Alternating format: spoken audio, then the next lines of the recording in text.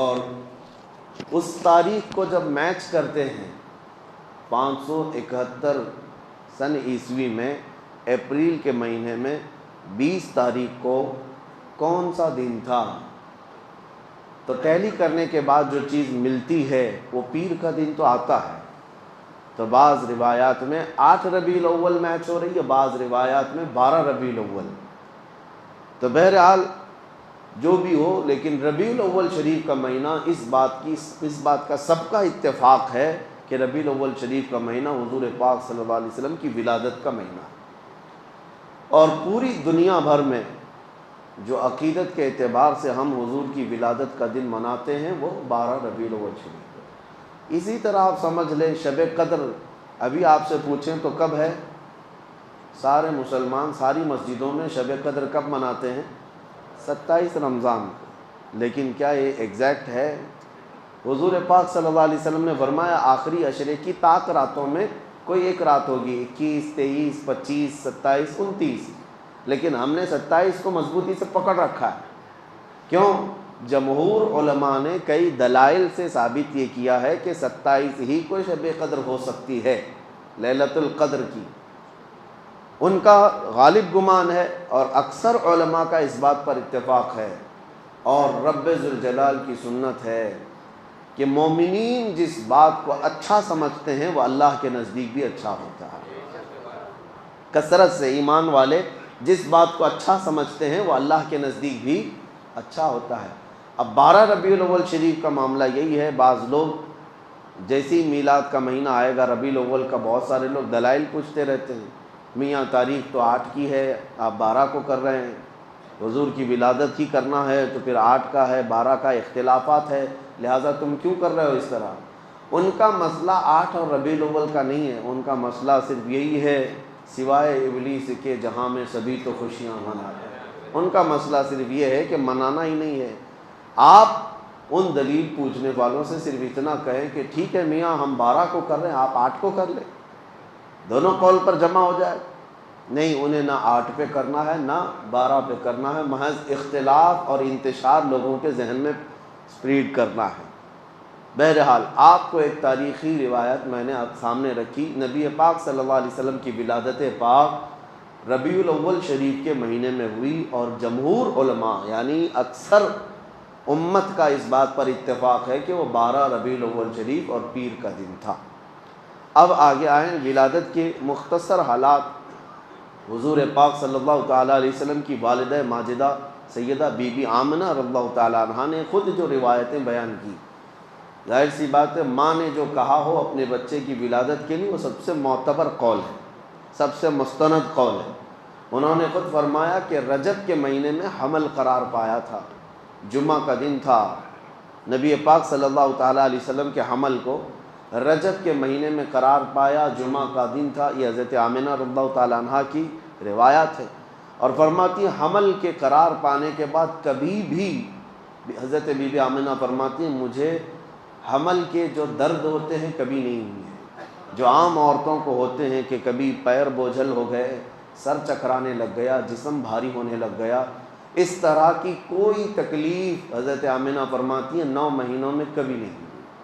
اور پلس اس پر مزید یہ کہ ہر مہینے حضرت بی بی آمنہ کہتی ہیں خواب میں کوئی نہ کوئی نبی آتے اور مجھے بشارت دے کر جاتے، کبھی حضرت موسیٰ علیہ السلام تشریف لائے، کبھی ابراہیم علیہ السلام تشریف لائے، اور پھر یہاں تک کہ سفر کا مہینہ ہوا تو جبرائیل امین علیہ السلام کی آوازیں انہوں نے سنی کہ کہہ رہے تھے کہ اے فرشتوں صف بستہ کھڑے ہو جاؤ، اللہ کا محبوب آنے والا ہے۔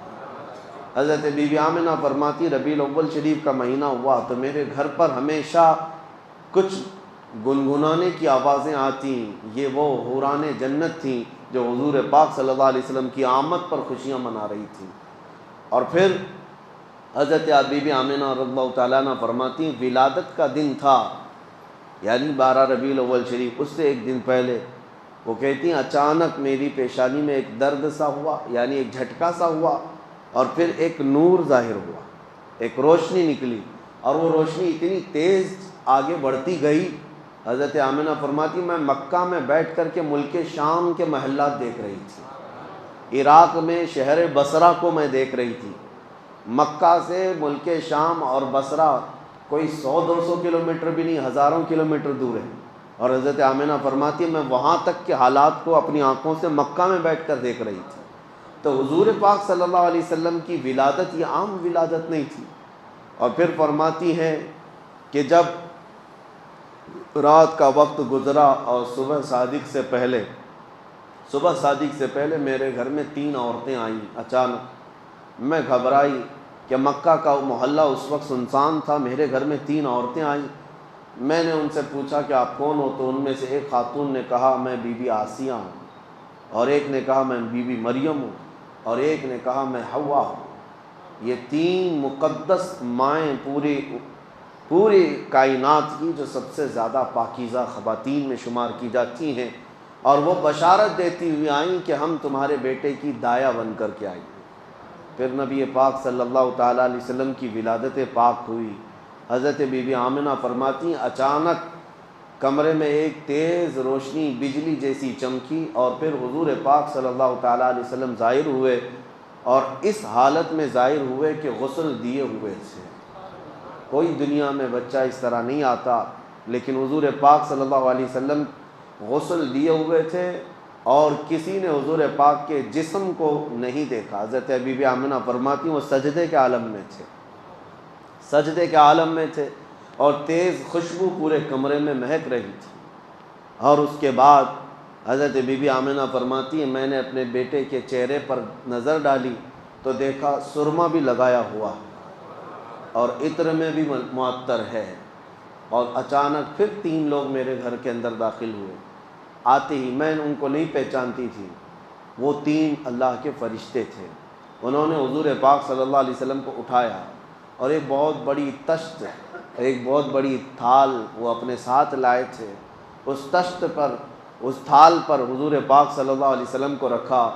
ریشم کے کپڑے سے حضور پاک صلی اللہ تعالیٰ علیہ وسلم کو ملبوس کی، یعنی ایک نرم ملائم کپڑے سے حضور پاک صلی اللہ تعالیٰ علیہ وسلم کو ملبوس کیا، اور پھر جو ان کے ہاتھ میں تشت تھا اس سے نبی پاک صلی اللہ تعالیٰ علیہ وسلم پر انہوں نے پانی بہایا۔ پھر اچانک وہ غائب ہو گئے کمرے کے اندر۔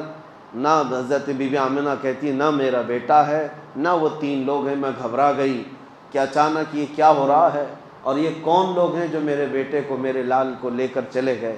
تھوڑی دیر کے بعد پھر سے وہ ظاہر ہوئے، اور انہوں نے کہا مبارک ہو سیدہ آمنہ، تمہارے گود میں اللہ کا محبوب آرام کر رہا ہے، اللہ کا محبوب تمہیں دیا گیا ہے۔ اور ہم اس محبوب رب کائنات کو لے کر کہاں گئے تھے؟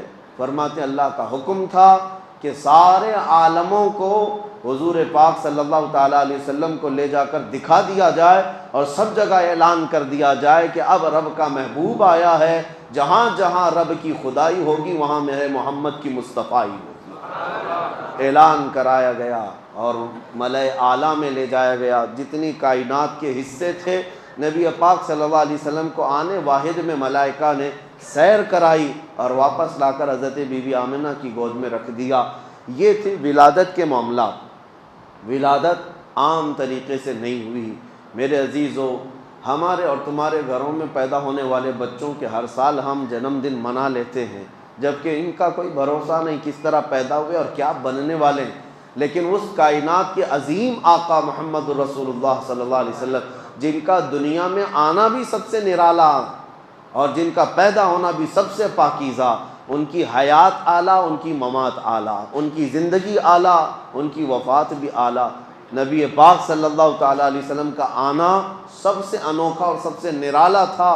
اس لیے پوری کائنات کو چاہیے کہ وہ یادیں ہمیشہ قائم رکھیں، وہ یادیں ہمیشہ قائم رکھیں۔